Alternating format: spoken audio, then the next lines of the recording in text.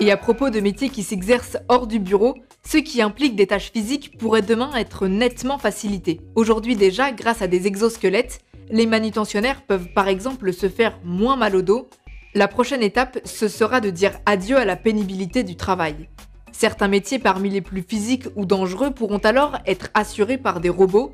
C'est en tout cas le rêve de cet homme, Abderrahmane Kedar, le papa de ce robot humanoïde. On peut parler par exemple des problèmes de catastrophes naturelles, ce qui s'est passé à Fukushima. Typiquement, c'est un cas classique où on aurait eu des robots humanoïdes, ça aurait été beaucoup plus simple que d'avoir envoyé des personnes au risque et au péril de leur vie. Alors que certains voient les robots comme une menace pour leur emploi et d'autres comme une aide précieuse, en fait on pourra aussi avoir un compromis, c'est-à-dire des cobots, des collègues robots.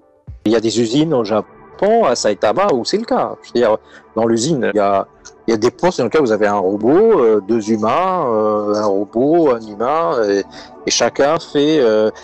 sur les tâches de précision qui sont au-dessous du millimètre, vous n'avez pas demandé à un opérateur d'accord de faire ça, parce que c'est impossible pour lui de... Voilà, ou alors il va prendre 2 heures pour utiliser d'autres outils. Le robot, c'est l'outil lui-même qui va faire ces tâches-là. Les tâches sont partagées entre... l'intelligence humaine, si vous voulez, et la performance au sens de la précision qui ne peut incomber qu'à un robot. Après, ce qui reste quand même chouette, c'est que quels que soient nos métiers futurs, au pluriel, que l'on travaille dans l'écologie, par hologramme ou dans des espaces de travail beaucoup plus interactifs que ceux d'aujourd'hui, il y aura tout de même une constante, le verre de fin de semaine avec les collègues, humains ou robots. Bonjour Léa, que voulez-vous boire ?